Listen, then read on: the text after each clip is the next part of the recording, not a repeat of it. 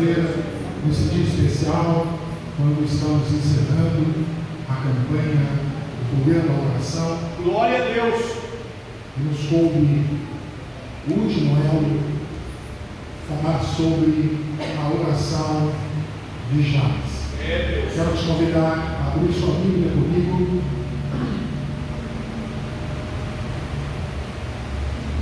No primeiro livro das Crônicas dos Reis de Israel e de Judá. Primeiro livro das Crônicas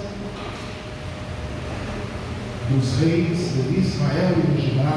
Primeiro Crônicas, em seu capítulo de número 4. Primeiro de Crônicas, capítulo de número 4. Glória a Deus! Glória.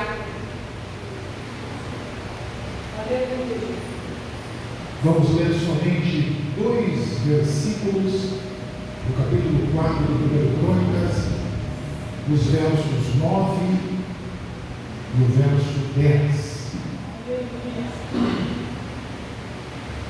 Se os teus olhos estão no texto, repita comigo: eu amo a Bíblia. Eu amo a Bíblia.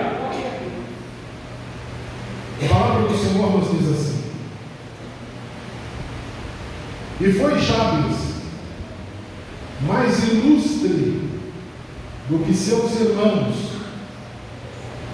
e sua mãe lhe chamou o seu nome Jabes, dizendo: porquanto com dores o dei à luz. Porque Jabes invocou o Deus de Israel, dizendo: se me abençoares muitíssimo, e me alargares as fronteiras,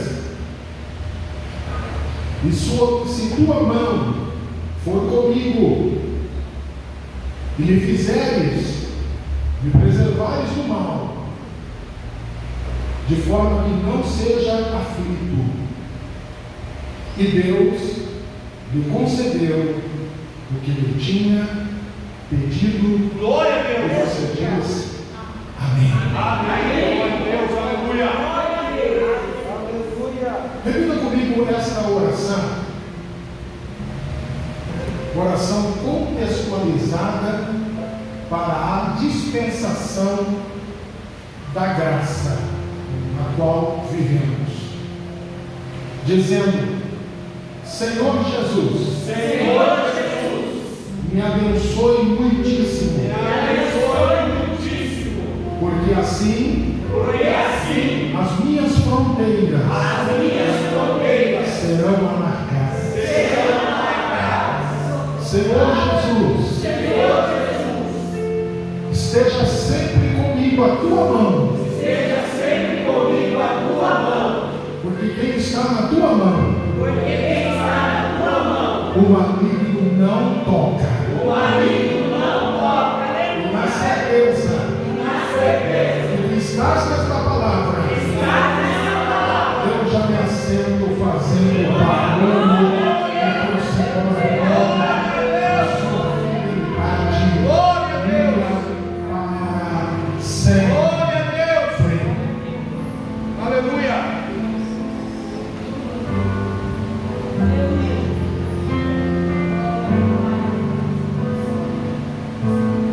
Meus irmãos, minhas irmãs,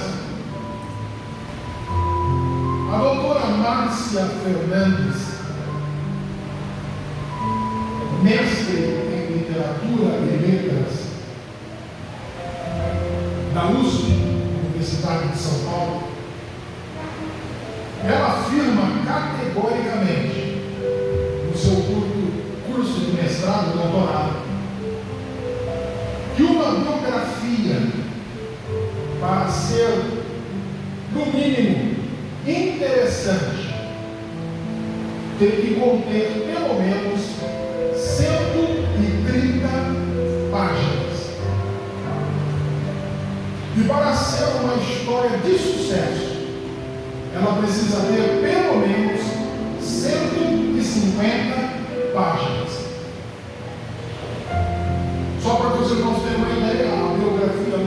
profetizada do Senhor Senhor Abravanel, Silvio Santos, tem já 280 páginas. E o que é biografia, pastor? É uma junção de duas palavras no grego: bio, vida, grafia, escrito. Uma vida escrita, uma história de uma vida escrita. Os homens podem achar que uma biografia precisa ter pelo menos 150, 130, 280 páginas para ter algum valor. Mas eu e você hoje, aqui e agora, acabamos de ler uma biografia do fracasso ao sucesso em 2 versículos da Bíblia. Somente um Deus tão grande quanto esse de nós sabemos, através do Espírito da sua palavra, é capaz de escrever toda a trajetória de uma vida e resumi-la em 2 versículos. Uma vida que estava fadada ao fracasso se tornou uma vida de sucesso. Glória a Deus. Como o senhor sabe, pastor? No final do versículo 10, Deus atendeu a oração. Não existe sucesso maior na vida do que Deus atender a sua oração. Glória a Deus. E qual foi a história de Jabes? Qual foi a saga desse homem que tinha tudo para dar errado e deu certo? A palavra do Senhor diz que a história de Jabes começa no momento do seu nascimento. Pastor, isso é lógico? Não. Numa época onde se discute muito se o aborto pode ser liberado ou não, nós temos que dizer que a história de Jabes começou antes do seu nascimento. Mas a história triste de Jabes iniciou no momento do seu nascimento. A palavra do Senhor vai dizer que o parto foi difícil, o parto foi complicado, dolorido, doloroso. Sua mãe, assistida pelas parteiras, quase sucumbe diante da dor que estava sentindo, e ela não teve dúvidas. Ela vacinou. O nome desta criança será Jabes, aquele que causa dores. Repita comigo: Jabes, aquele que causa dores. Ela colocou o nome de Jabes. Os irmãos sabem tanto quanto eu que o judeu, o israelita, que o hebreu não coloca o nome no seu filho porque acha o nome da moda, um nome bonito, um nome influente. Existem alguns critérios que os judeus usam para dar o nome à criança que Deus lhe concede. E são pelo menos 4 critérios, 4 contextos que o judeu leva em consideração antes de escolher o nome do seu filho. Repita comigo: 4 contextos. O primeiro contexto é o contexto espiritual. O contexto espiritual, quando nós entendemos o que é o contexto espiritual, nós compreendemos por que temos tantos nomes na Bíblia terminados com o prefixo El. Porque é uma mistura do divino com o humano. É uma mistura do céu com a terra. Dá exemplo, pastor, eu vou dar.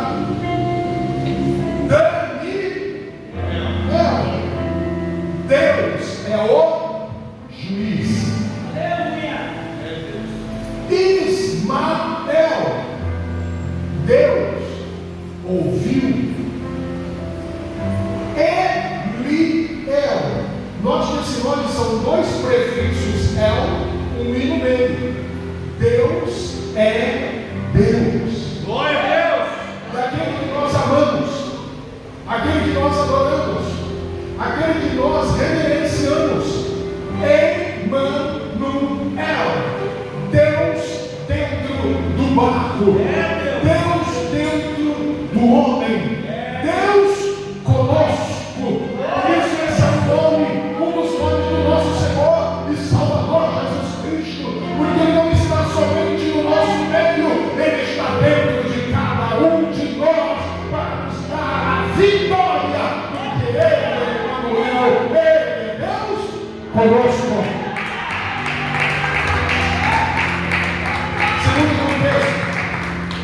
O contexto tradicional, repita comigo, o contexto tradicional.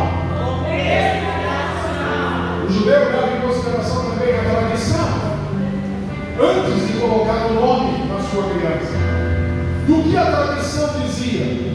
A tradição dizia que o nome tinha que ser repetido dentro da própria árvore genealógica. Dá um exemplo, pastor, eu dou. Falar do Senhor disse que quando Isabel teve a sua criança, junto com Zacarias, no dia que a criança nasceu, estava cheio de convidados em casa, vizinho, parente, se alegrando com eles. Afinal de contas, era uma senhora estéril de avançada idade que estava recebendo de Deus uma criança. E no meio daquela festa, no meio daquela alegria, enquanto eles estavam parabenizando o casal, enquanto presenteavam a criança, alguém fez uma pergunta: qual é o nome dessa criança? Isabel respondeu: ele se chamará João Batista. E aí começou um murmurinho, porque disseram: mas na nossa árvore genealógica, na nossa família, nunca teve esse nome. Porque esse contexto tradicional dizia que o nome que se dava à criança tinha que primeiro estar na árvore genealógica da família.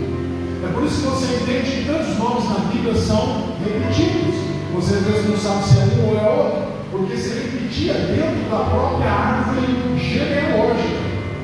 Agora, se não fosse repetido na árvore genealógica, e foi isso que contestaram com Zacarias e com Isabel, é que se não vai seguir a tradição de repetir o nome, existe só outra saída. Qual? A saída que nós usamos hoje. Qual saída nós usamos? Nós colocamos Júnior, nós colocamos filho, nós colocamos segundo, nós colocamos neto, se for neto.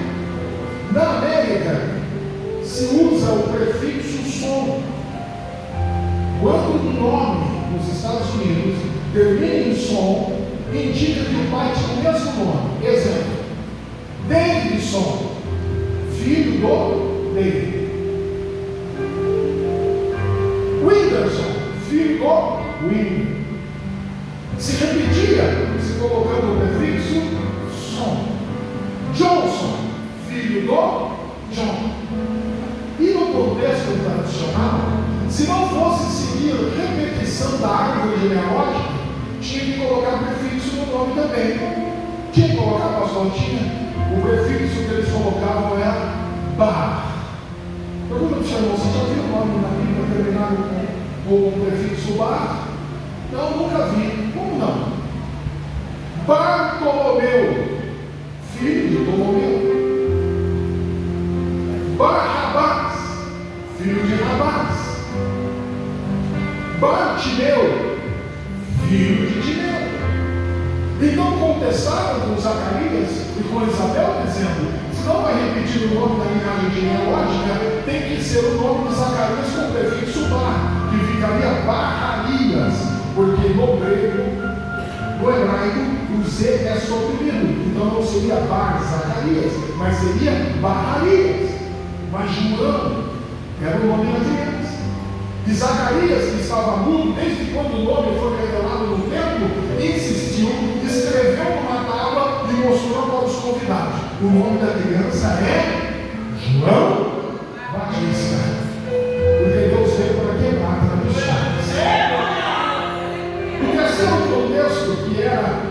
considerado, na hora de colocar o nome de uma criança, era um contexto revelatório. O que é o contexto revelatório?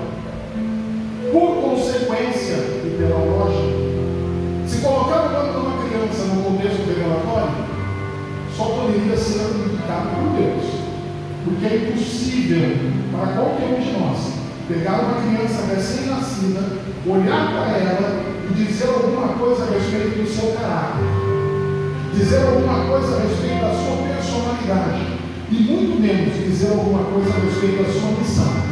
Então, só se Deus revelasse. E foi isso que aconteceu, já que nós estávamos falando do João.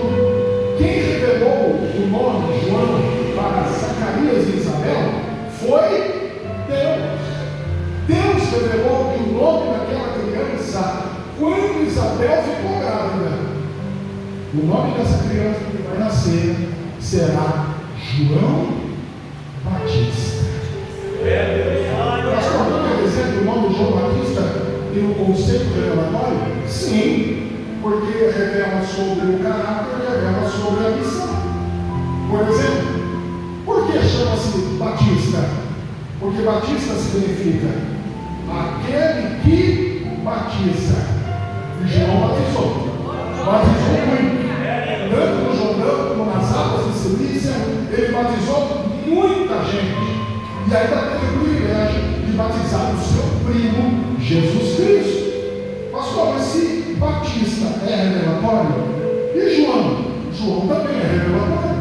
João significa aquele que prepara o caminho. Então João ia ser aquele que ia preparar o caminho do Senhor. Conceito revelatório. Pastor, pera um pouquinho aí. Pois não, irmão.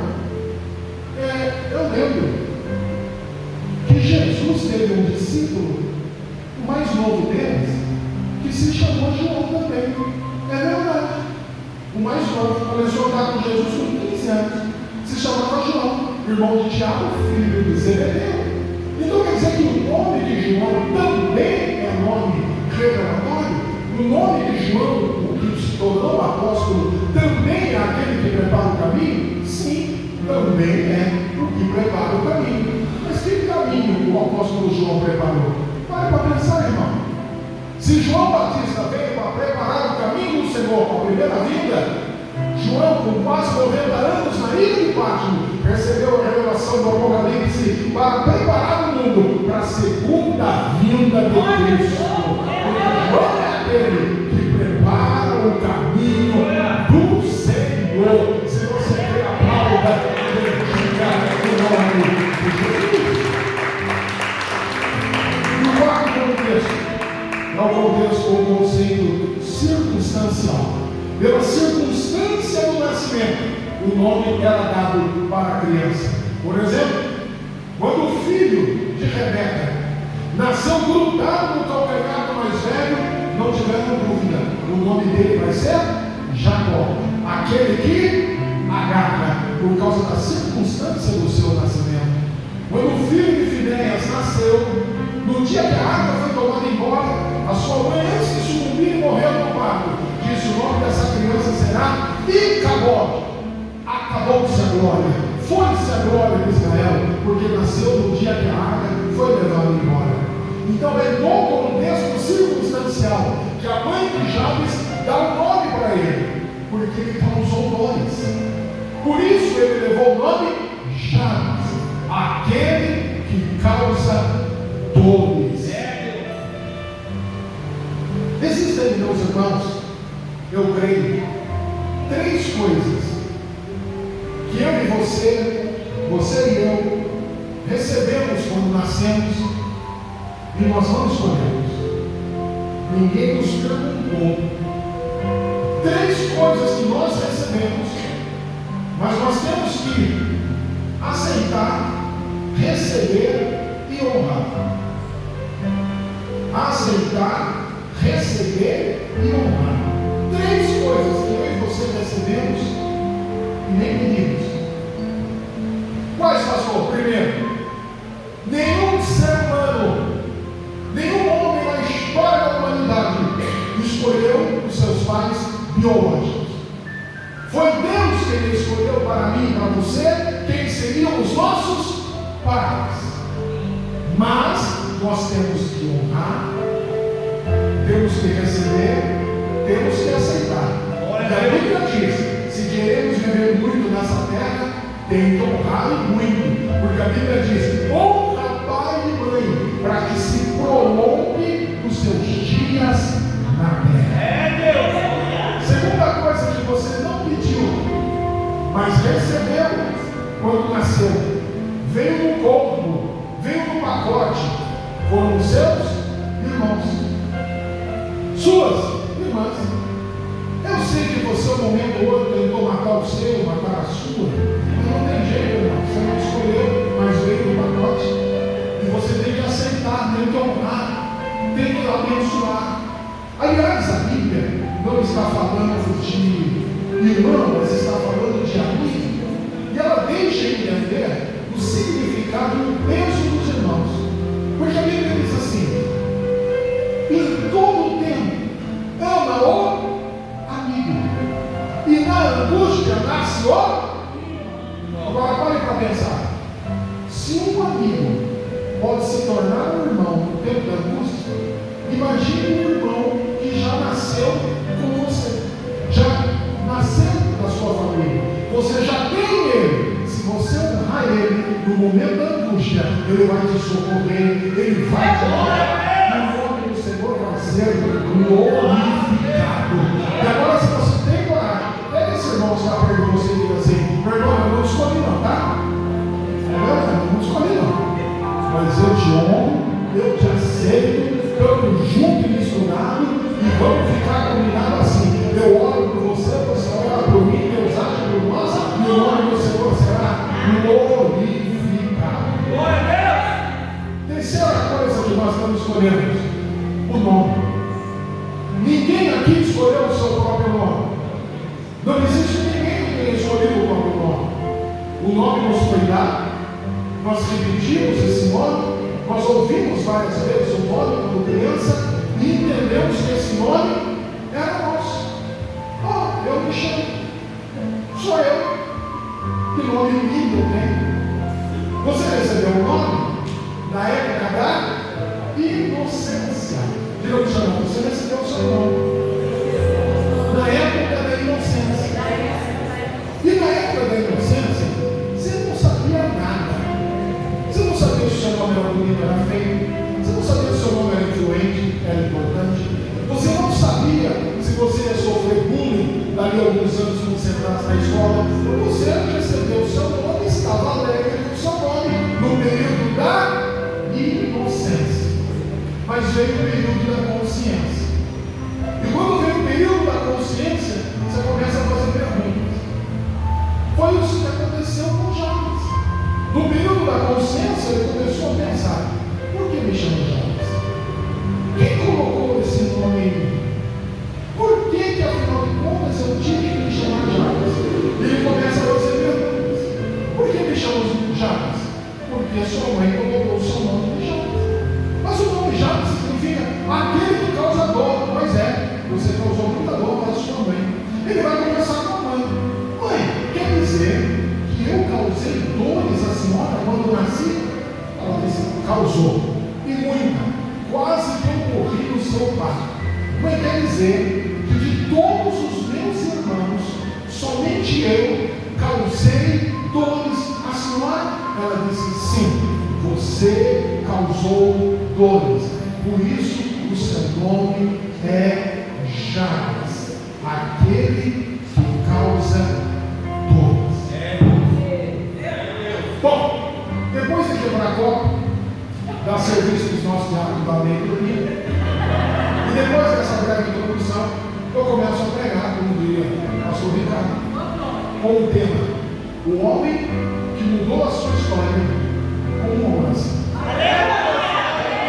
O homem que mudou a sua história com uma oração. E aí a pergunta que fica é: como que esse homem, fadado ao fracasso, com um nome tão pesado, com um nome tão negativo, conseguiu mudar a sua história? Ele fez uma oração. Primeira atitude que Jabes tomou. Jabes decidiu: eu não vou mudar o mais fácil, eu vou mudar o mais difícil. Glória a Deus. Eu ouvi glória a Deus, eu vou repetir.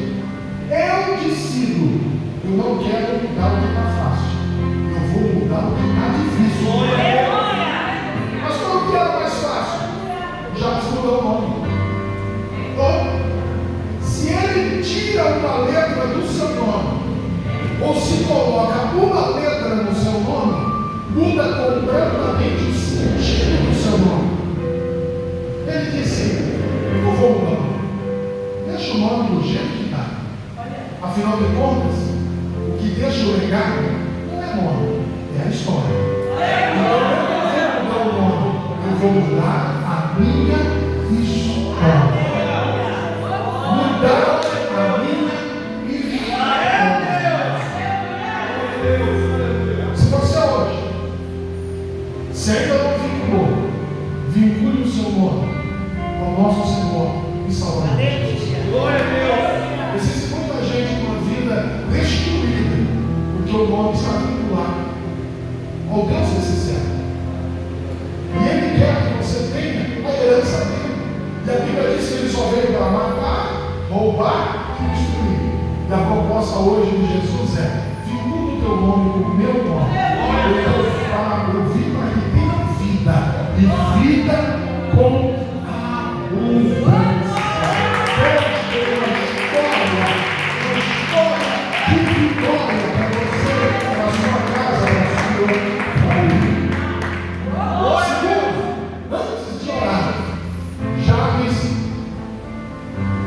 Decidiu não aceitar o cargo do nome. Eu rejeito. Eu não vou colocar o nome, mas toda maldição que está em cima desse nome, eu rejeito. Eu, como crente, você pode rejeitar. Mas você gosta do meu nome. Meu nome é bonitinho. Olha que coisa linda, maravilhosa. Mas, às vezes, nós não estamos falando do nome. Não o nome de registro, mas o nome que o homem fala de você, fala da sua casa, fala da sua família, e você nem sabe. E lá vai o falidor de empresa, e lá vai aquele desempregado, e lá vai aquele parente daquele drogado, ficam lançando maldição em cima de você. Então, em nome de Jesus, você diz: eu vou rejeitar toda a carga sobre o meu nome, sobre a minha vida, sobre a minha casa, sobre a minha família. Rejeita a carga do nome, que Deus muda a tua história. Pastor, isso funciona? Lógico que funciona. A palavra de Deus vai dizer, na história que você conhece, Jacó estava para partir para o Senhor. E quando Jacó estava para partir para as mansões celestiais, ele chama os seus filhos em volta da sua cama e começa a profetizar sobre cada um deles. Ele chama o primeiro, mais velho, Rúben, e dá uma palavra profética para Rúben. Chama o segundo, Levi, entrega uma palavra profética. Chama o terceiro, Simeão, entrega uma palavra profética. Chama o quarto, Judá, entrega uma palavra profética. Chama o quinto, Zebulon, entrega uma palavra profética. Aí chama o sexto filho. Você lembra qual era o sexto filho de Jacó? Isacar. E aí Jacó vai falar uma coisa para Isacar, que eu duvido que você tenha um dia coragem de falar para o seu filho. Olha o que Jacó falou: Isacar, tu é um jumento.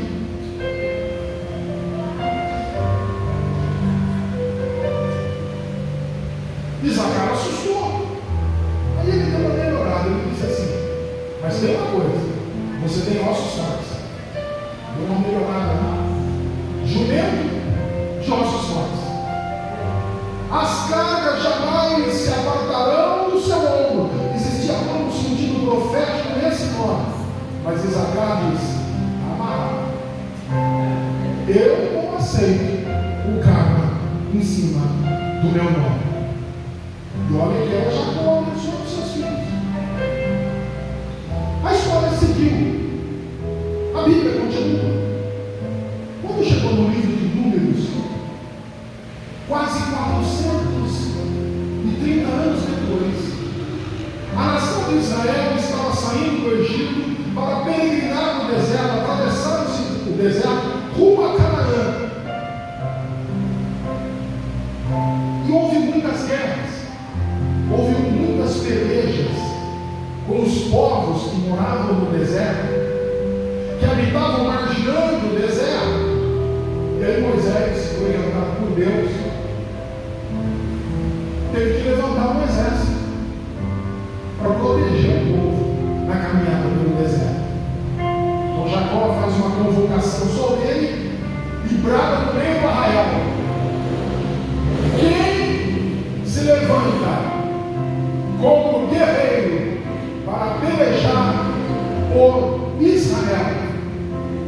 Sabe qual foi a primeira tribo que se colocou de pé como guerreiro e disse: nós vamos guerrear? Não foi Judá, não foi Levi, que eram exímios flecheiros, foi justamente os descendentes de Isacar. Você sabe que Moisés escreveu os 5 primeiros livros da Bíblia. Nessa altura, em Números, Moisés já tinha escrito o Gênesis. Então ele sabia o que Jacó falou sobre Isacar.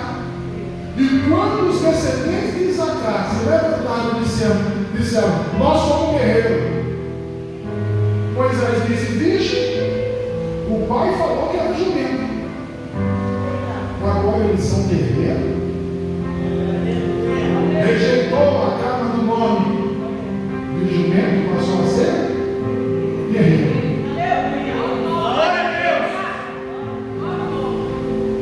A palavra do Senhor diz em Crônicas que houve uma profecia com relação aos filhos de Isacar, dizendo: os filhos de Isacar serão conhecedores dos tempos e das épocas. Os filhos de Isacar serão cientistas.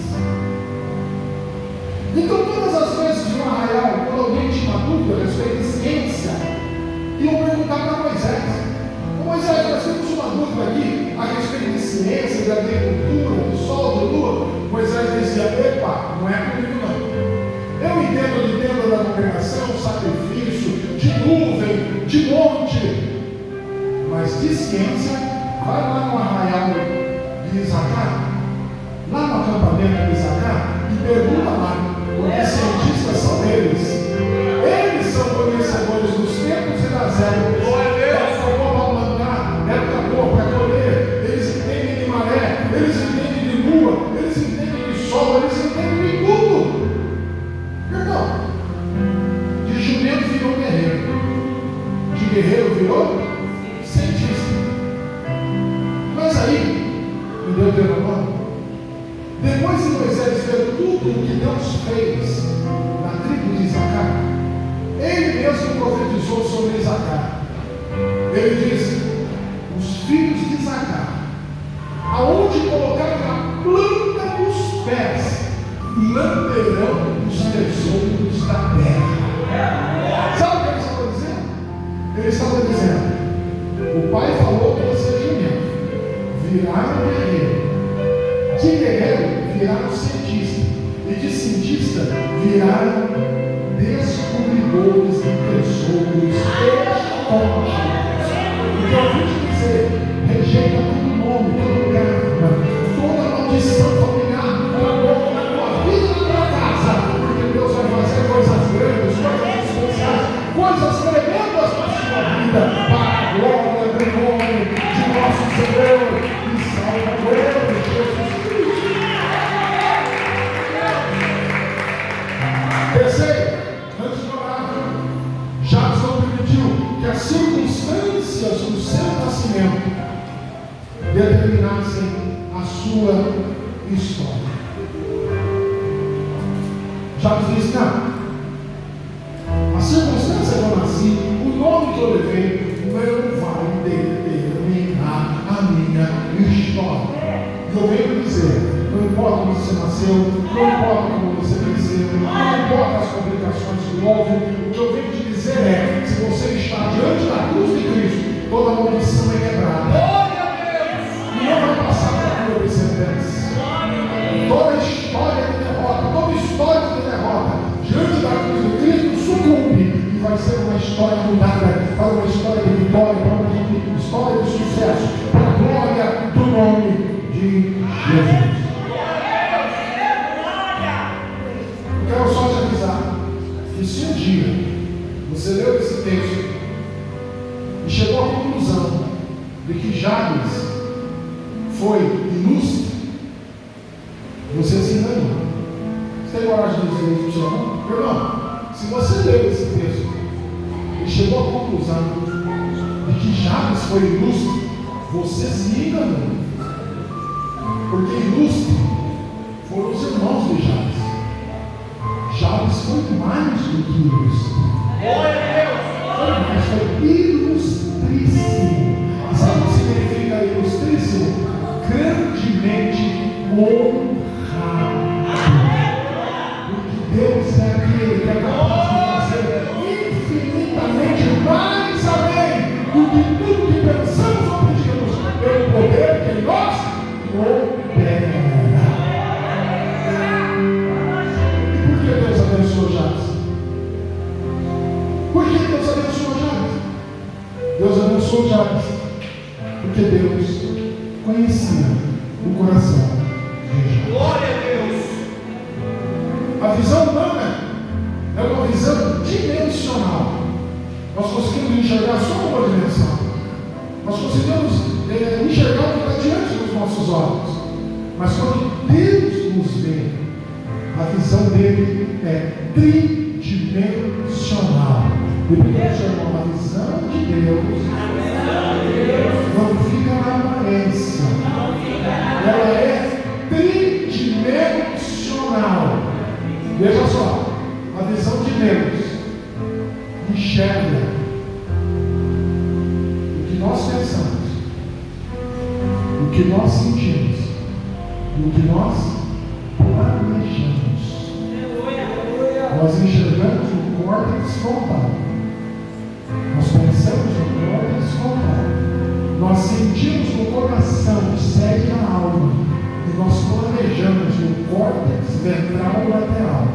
Deus sabe o que eu penso, o que eu sinto, o que eu planejo. Para você nunca mais esquecer, repita assim: Deus sabe o que eu penso, Deus sabe o que eu sinto, Deus sabe o que eu planejo. Pastor, dá um exemplo bíblico. Eu vou te dar dois exemplos bíblicos. Primeiro exemplo,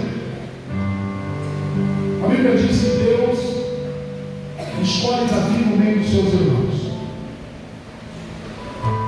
Mas antes de chegar Davi na casa, estava Samuel diante dos 7 irmãos de Davi.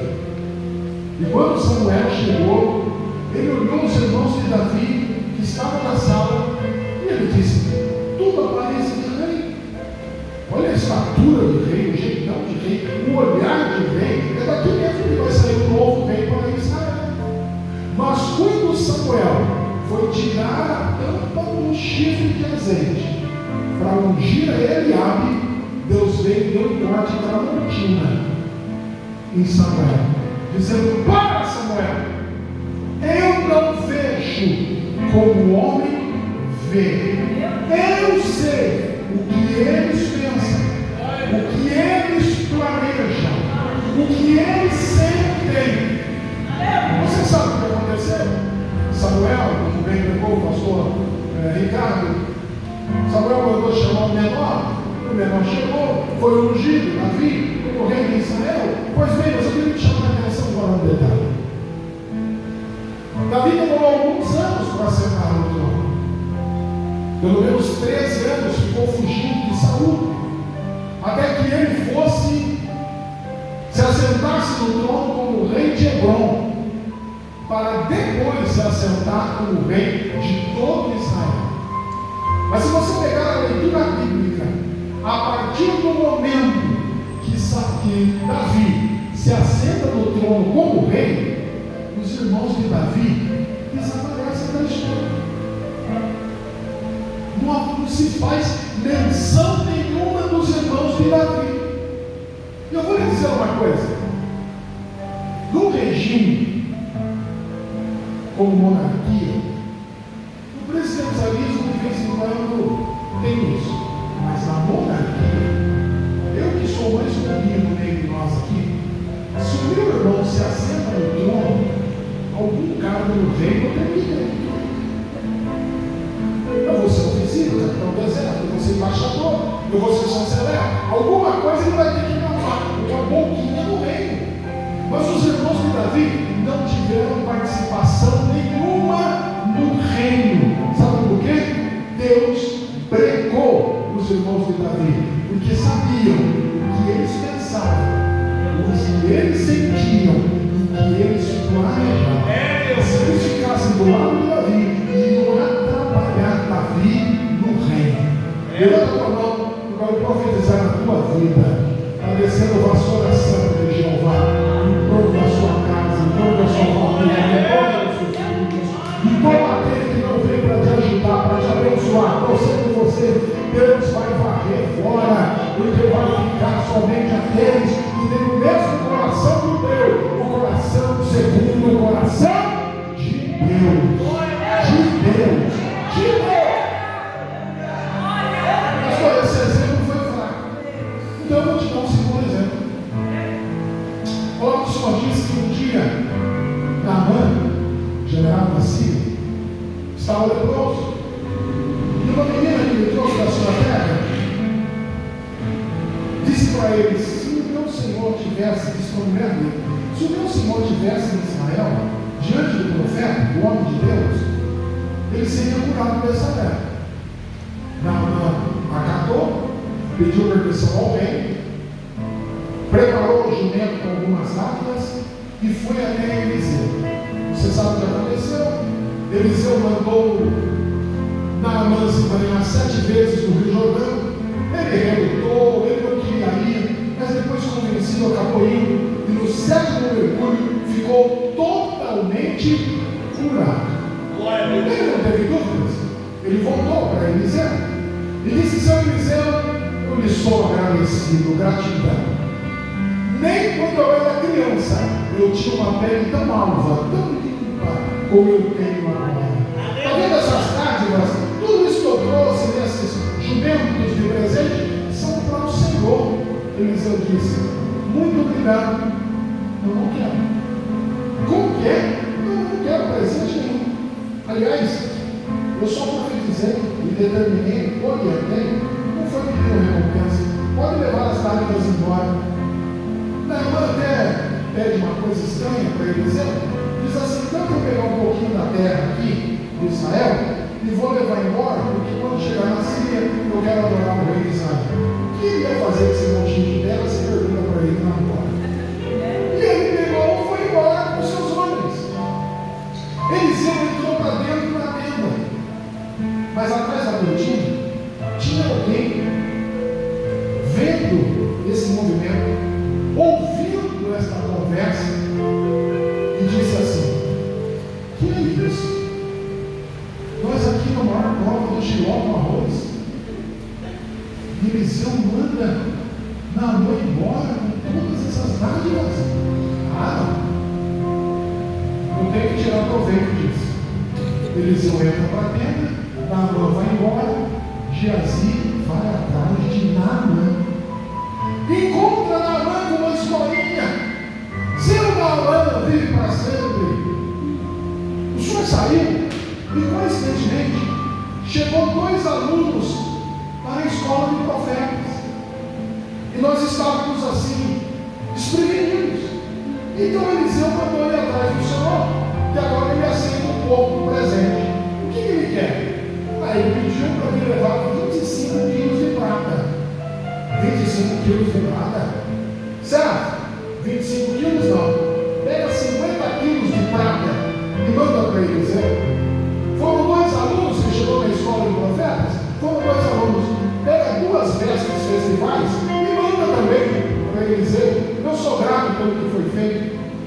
Geazi pega os 50 quilos de prata, pega as 2 vestes festivais, volta correndo para sua tenda, esconde aquilo e depois, na maior cara lavada, vai atrás de Eliseu. Quando ele entra na tenda de Eliseu, um cara de ventilador, Eliseu diz para ele: Geazi, de onde vens? Ele disse: de onde eu vim? Meu Senhor, eu não saí daqui. Não, Geazi, você acha que o meu espírito não foi contigo? Você acha que o meu espírito não te acompanhou por onde você foi? Geazi levou um susto. Agora presta atenção no que Eliseu falou para Geazi. Geazi, era esta a ocasião de você tomar para si prata, ouro, vestes festivais, olivas, vinhas, ovelhas, bois, servos e servas. Irmão, eu não estou ficando louco, não. A Bíblia diz que Naamã, ele foi lá, pediu prata. Naamã deu 50 quilos. Ele não pediu, e Naamã deu para ele 2 vestes festivais. Agora eles estão dando uma relação de coisas que ele tomou posse. Você sabe o que o Espírito de Deus revelou para Eliseu? Revelou o que Geazi vinha pensando no caminho. Geazi veio com a prata e com as vestes festivais, pensando assim: eu vou comprar ouro, eu vou comprar vinhas, eu vou comprar olivais, eu vou comprar umas vestes festivais, eu vou ter servo e serva, que ministério de nada, que seguir Eliseu de nada, eu vou viver regaladamente. E Deus respondeu para Eliseu: Deus sabe o que você pensa, Deus sabe o que você sente, Deus sabe o que você planeja, e de Deus não se zonga. Você queria a riqueza de Naamã? Pois bem, leva também, você sabe o que aconteceu. Mas eu vim aqui te dizer: Deus conhece o teu coração, Deus conhece o que você pensa, Deus conhece o que você sente, Deus conhece o que você planeja. E se o teu coração é segundo o coração de Deus, fica tranquilo, Deus é poderoso para realizar o que aumenta o teu coração e dar a vitória que você precisa para que o nome dele seja glorificado na sua vida. Se você tem a glória e nome do nosso Senhor e Salvador Jesus Cristo. Pastor, eu já li a Bíblia várias vezes e eu não encontrei a história de Jabes. Eu sei do que. Pastor, eu já li a Bíblia toda e eu não encontrei a história de Jabes. Eu sei do que. Deixa eu contar aqui uma coisa. Eu confesso meu pecado, você confessa o seu. Com 3 para 4 anos de convertido, eu entrei no seminário. E quando eu entrei no seminário, com quase 4 anos de convertido, eu já tinha lido 2 vezes a Bíblia inteira. Eu entrei no seminário interdenominacional, que mês a mês tinha as aulas. No último dia de aula tinha prova, a gente fazia as provas, ia para o intervalo, passava na cantina e depois ia para o auditório Bernard Johnson, que tinha muito pensado. Era o louvor e palavra. No primeiro mês, no primeiro culto que eu assisti, quem pregou foi um quartanista que estava próximo de se formar. Um nome desconhecido, Luciano Subirá. Ele já estava quase saindo do seminário. E ele pregou sobre Jabes. Quando eu ouvi a mensagem dele sobre Jabes, eu entrei em parafuso. Porque eu pensei: como que eu não achei a história dele na Bíblia? Como que eu nunca ouvi falar a respeito de Jabes?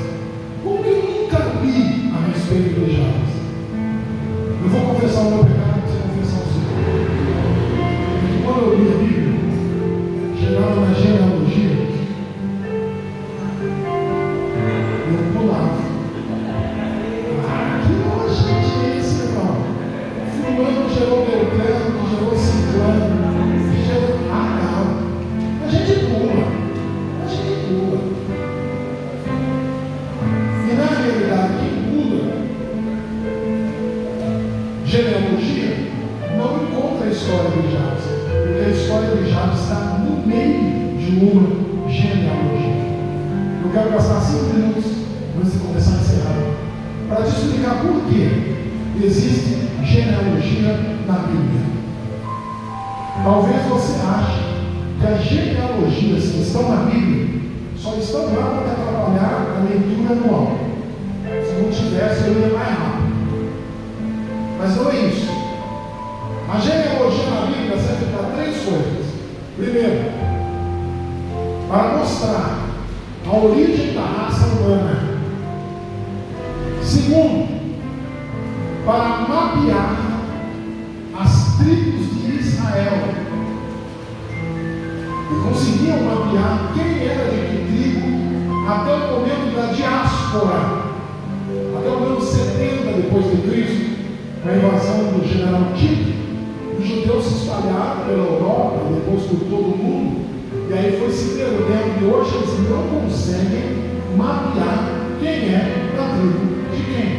Mas pela genealogia, até o ano 70 depois de Cristo, é possível saber quem era de cada tribo de Israel, por causa da genealogia. Em terceiro lugar, a genealogia está na Bíblia para rastrear a semente da mulher.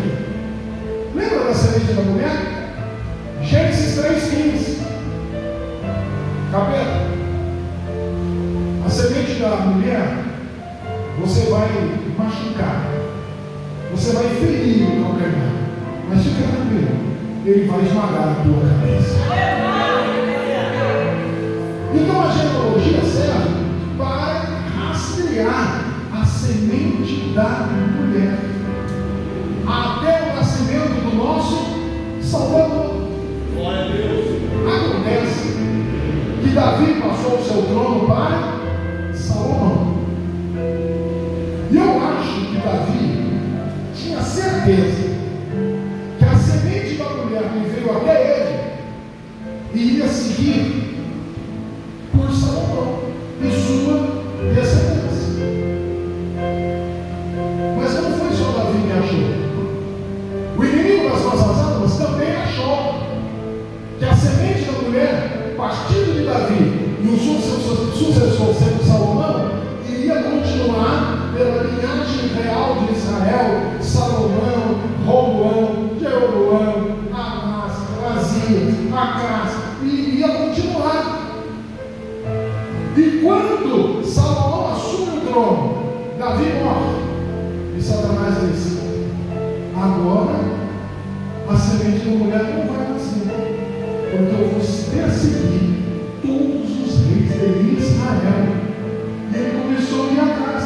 Por isso que a nação de Israel teve tanto rei complicado depois de Davi, porque Satanás tinha certeza que a semente da mulher estava na linhagem de Salomão. E enquanto Satanás vai atrás de Salomão e sua descendência, Deus no trono diz assim: vai, capeta, vai atrás de Salomão, atrapalha a vida de todo mundo aí. Enquanto você vai atrás de Salomão, eu vou bifurcar, eu vou mandar a semente da mulher por um outro filho de Davi, chamado Natã. A semente da mulher não veio por Salomão, a semente da mulher veio por Natã. E enquanto Satanás estava atrás dos reis de Israel, tanta complicação, rei que adulterou, rei que apostou, rei que amaldiçoou a Deus, e Satanás dizendo: eu vou vencer, a semente da mulher não vai nascer. Quando o diabo percebeu, abriu os olhos, ele ouviu os anjos lá em Belém cantando: glória a Deus nas alturas, paz na terra aos homens de boa vontade, porque hoje nos nasceu na cidade de Davi o Senhor, que é Cristo o Salvador. Louvado seja o nome do Senhor. Para que você entenda, Satanás achou que a semente da mulher viria por Salomão, mas veio por Natã, e por ali ele chegou até Maria. A de Salomão chegou em José. Então Satanás ficou revoltado. Não pode ser. Eu ouvi a semente da mulher, mas a mulher não tem semente, nem tem semente ao homem. Tinha que vir um homem. Eu segui certo. Chegou em José. Como é que essa semente veio por Maria? Acontece que ele não sabia que a semente da mulher não viria de um homem. Gabriel disse para Maria: descerá sobre ti o Espírito Santo, o poder do Altíssimo te cobrirá sobre as suas asas, e ele que te nascer será chamado Santo. A semente da mulher foi preservada em nome do Senhor Jesus. 5 minutos. Como Jabes mudou sua história? Tomando essas atitudes e fazendo uma oração, que muitos dizem que é uma oração com 4 pedidos. Verdade. A teologia sistemática antiga chamava os 4 pilares da oração de Jabes. Mas a teologia moderna, baseada na dispensação da graça, descobriu que a oração de Jabes não são 4 pilares, são 4 vigas sustentadas por 2 colunas. Olha que papo de engenheiro, né?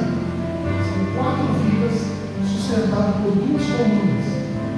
As 2 colunas são os 2 pedidos principais que Jabes fez. Senhor, abençoa muitíssimo. Senhor, que seja comigo a tua mão. Essas são as principais. Foram esses pedidos principais que mudou a vida de Jabes. Primeiro, Senhor, me abençoa muitíssimo. Jabes pediu a Deus: Deus, tu conheces o meu coração, tu sabes o que eu penso, o que eu sinto, o que eu planejo. Tu sabes o que eu tenho esse nome. Então, Senhor, não vem com conta-gotas, não. Abre as comportas dos céus. Abençoa muitíssimo, com rica medida, recalcada, sacudida e transbordante. Meu irmão, quem Deus abençoa muito, tem um território ampliado. Então, quando ele pediu que o Senhor amplie o território, ele já tinha pedido que você estava na bênção de Deus, seu território ampliado. E eu vou dizer uma coisa, quero explicar, já que estamos didaticamente falando.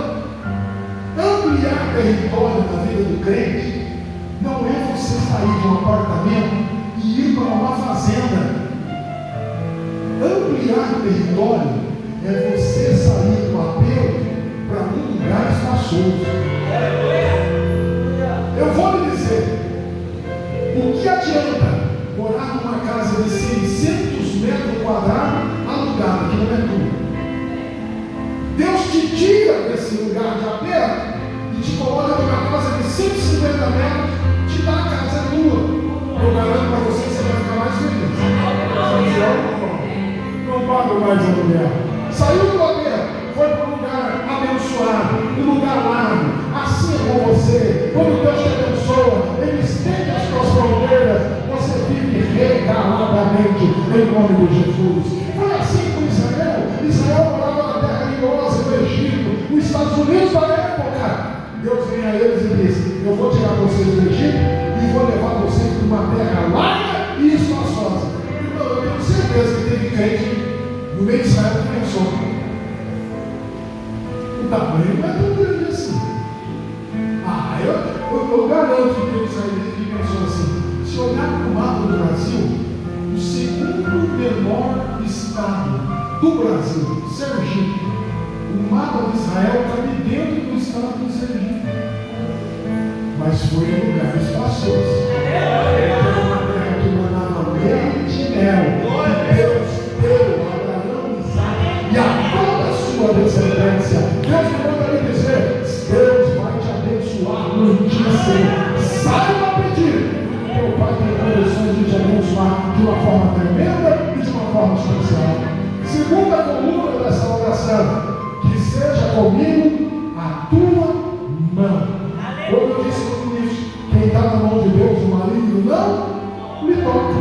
Então, o quarto pedido, que eu seja livre do mal, já estava embutido em estar na mão de Deus. Porque se você estiver na mão de Deus, o maligno não tem vez na sua vida.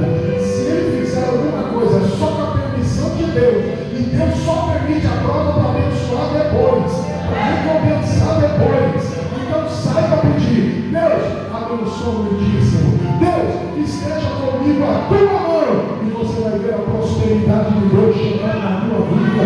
E você vai prosperar por todos os lados, em nome do Senhor Jesus. O grande problema é que Satanás é um mentiroso e embusteiro. Ele quer te enganar.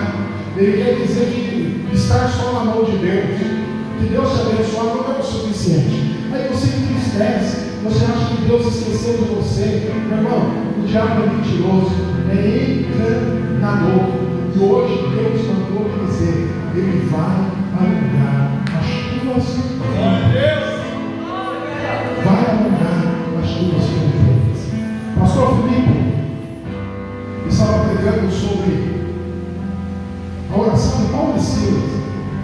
Enquanto ele estava pregando, ele contou uma coisa super interessante: que Paulo e Silas estavam pregando na cidade, e veio uma jovem, um espírito maligno, atrás deles fazendo propaganda. Deem ouvido a esses homens. Esses homens são homens de Deus. Pare para ouvir o que eles têm para dizer. O que eles estão dizendo é verdade. E Paulo ficou irritado. Você já parou para pensar qual foi a atitude de Paulo? Paulo virou e repreendeu. Capeta, saia em nome de Jesus. E aí eu pensei: o diabo é tão mentiroso que nem dizendo a verdade ele presta. Nem dizendo a verdade dá para confiar nele. Porque o diabo só veio para matar, roubar e destruir. Fica com Jesus. E ele para dar vida e vida. O diabo é enganador, ele nos tem. Ele enganou os homens. Fez os homens cegados por ele darem o mar para Iemanjá, a lua para São Jorge, as matas para Oba Lua Lê, o casamento para São Benedito, as crianças para Cosmo Damião. E Jeová no trono dizendo: vocês são muito besta, que tudo isso aí é meu e eu não tenho nada para ninguém.